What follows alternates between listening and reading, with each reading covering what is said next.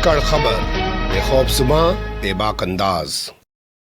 धाकड़ खबर में आपका स्वागत है। मैं आपके साथ हूं अकरम रईस खान। जैसा कि आज के तमाम अखबारों में खबर छपी है, आप लोग भी वाकिफ हो चुके होंगे कि सऊदी अरब ने साफ कर दिया कि वो अपने यहाँ के हज यात्रियों के अलावा किसी को भी हज करने की इजाज़त नहीं दे रहा है। यानी कि पूरी दुनिया से किसी भी मुल्क का कोई आदमी मक्का नहीं जा पाएगा। तो उसी फहरिस्त में नाम भारत का भी है।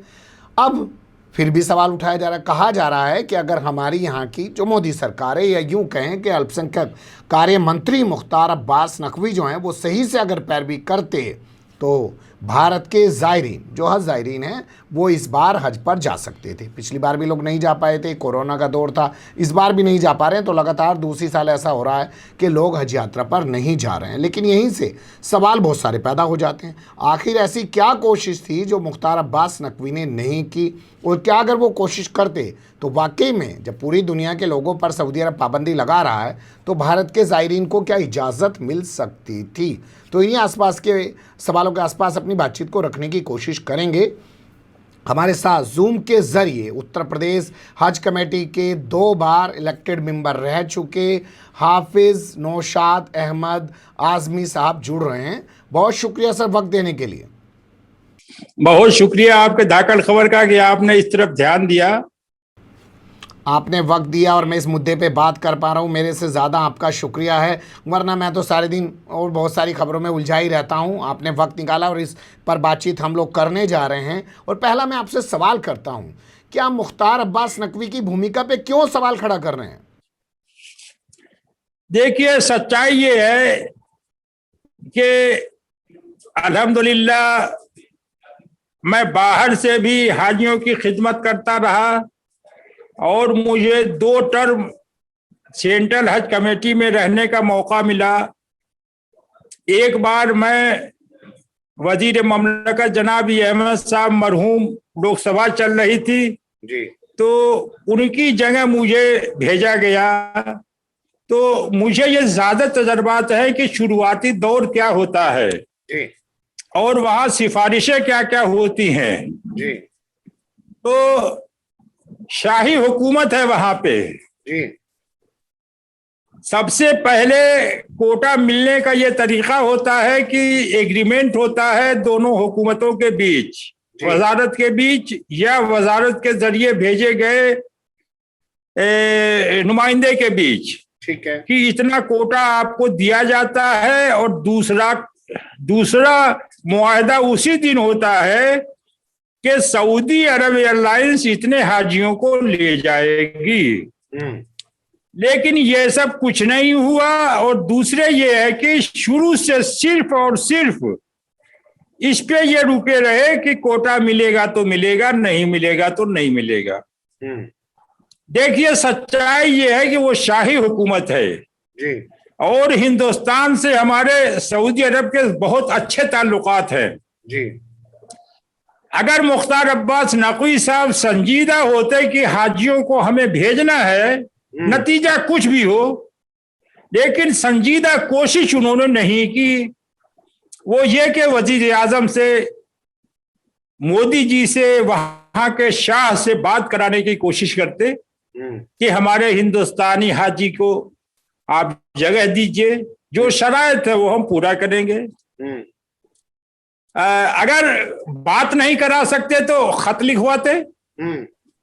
लेकिन ये सब कुछ नहीं हुआ। और इन्होंने, सच्चाई ये है कि कोई तैयारी ही नहीं की थी।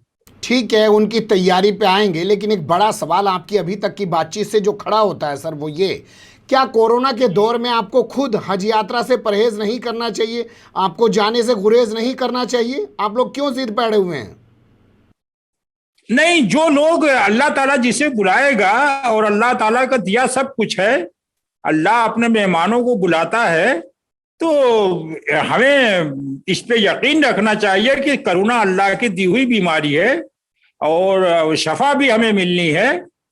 तो बहुत से आदमी ने हज तड़प रहे हैं, और जो इस शराइत में जो सऊदी अरब के शराइत थे वो पूरे भी करते बहुत से लोग। लेकिन इनकी कोई तैयारी नहीं रही और इन्होंने कोई संजीदा कोशिश नहीं की।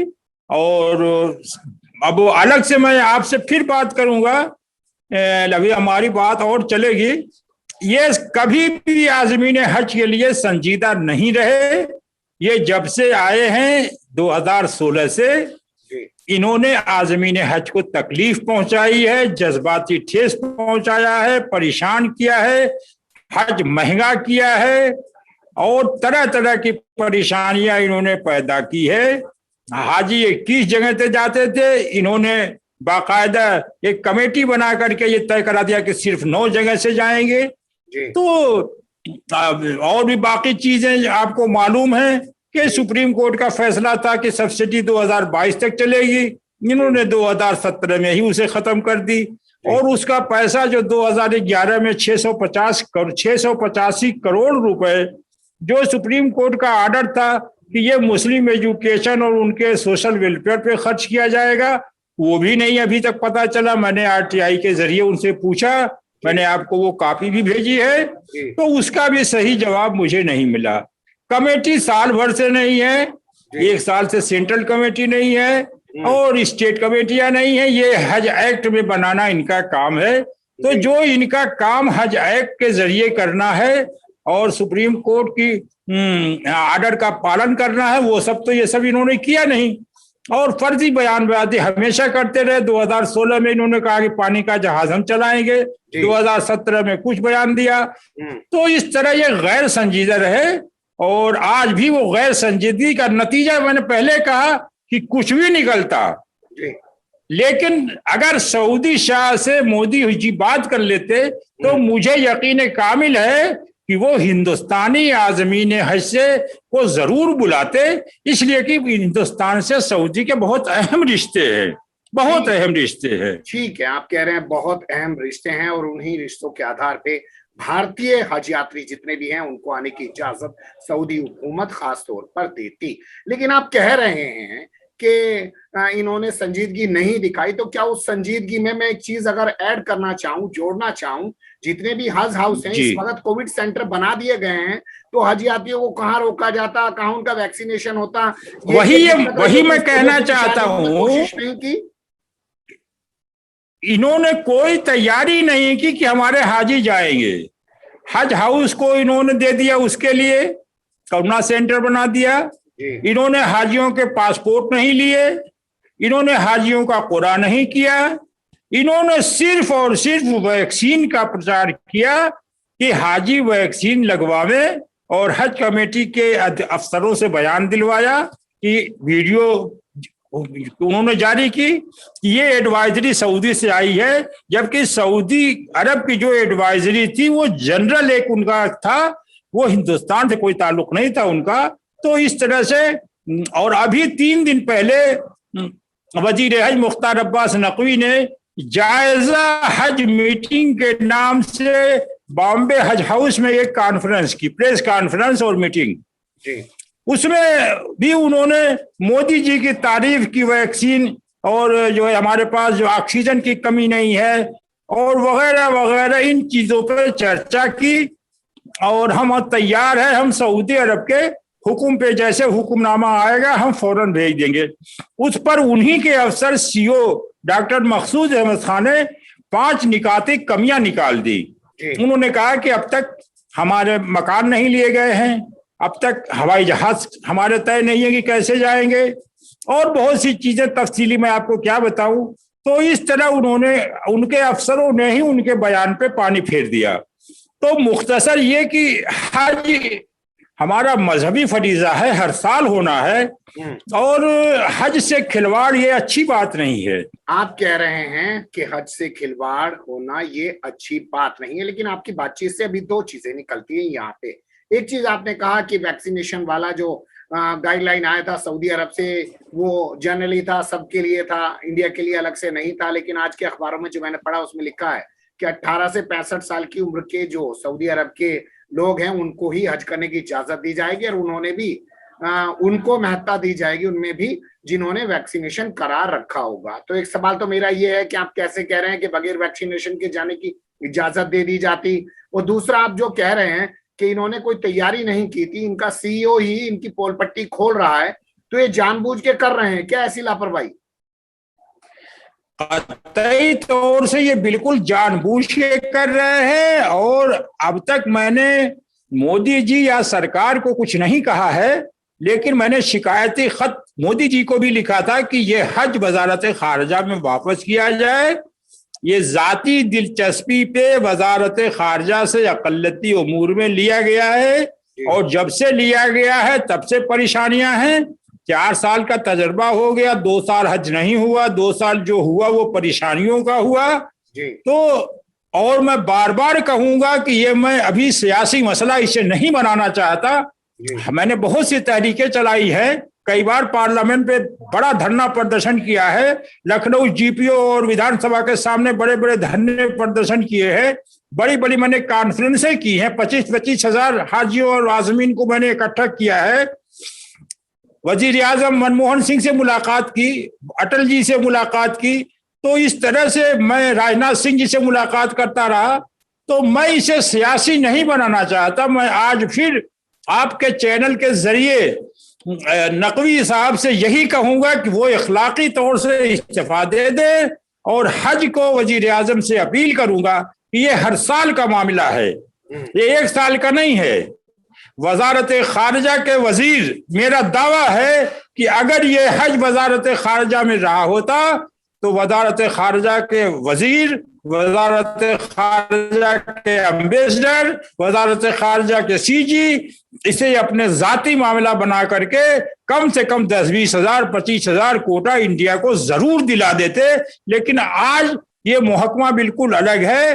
वो गैर ये खत लिखते होंगे, वो जवाब देते होंगे या नहीं देते होंगे।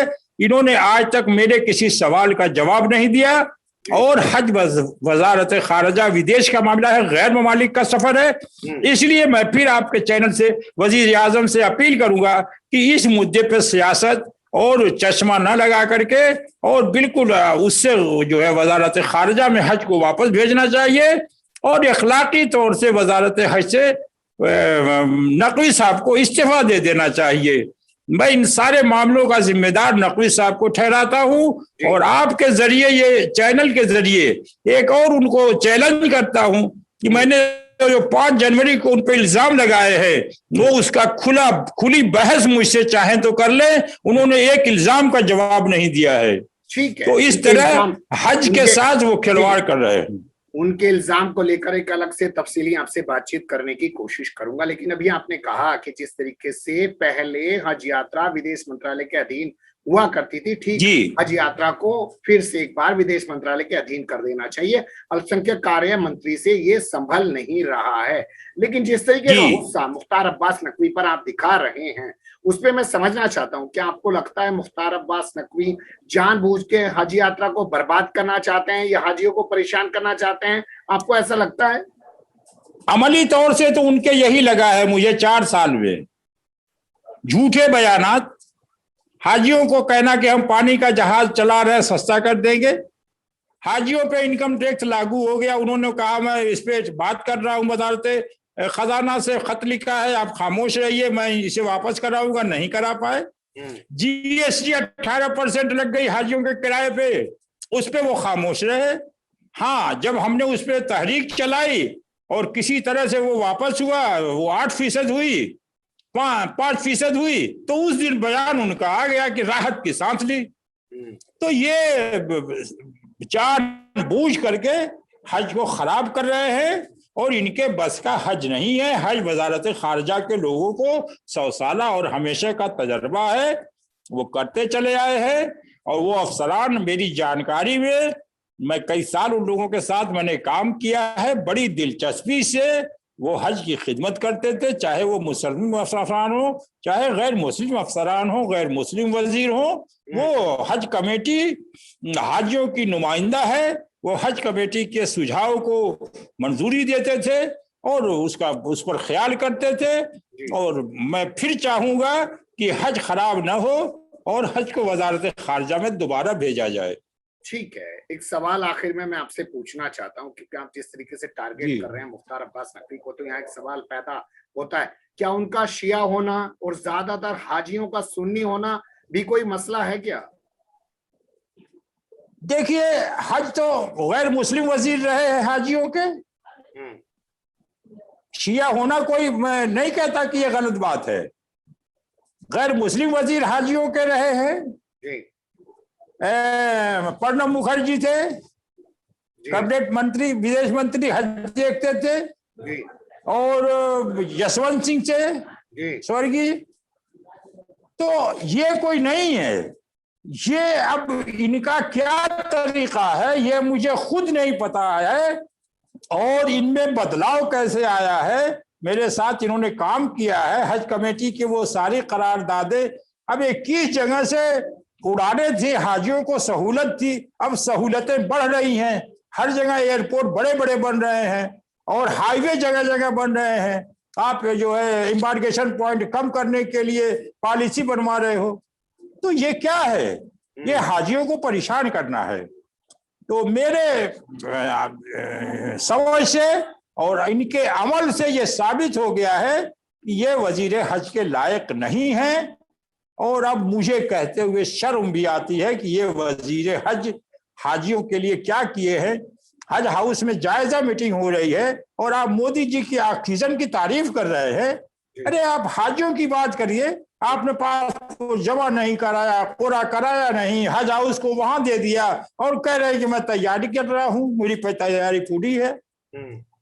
तो आपके चैनल के जरिए मैं फिर ये गुजारिश करूंगा मुअद्दबाना कि हज पे मैं सियासत नहीं करना चाहता, लेकिन जरूरत अगर पड़ी तो मैं सड़क पे भी उतरूंगा कि इन्हें वजारत हज से हटाया जाए और हज को वजारत खारजा में भेजा जाए।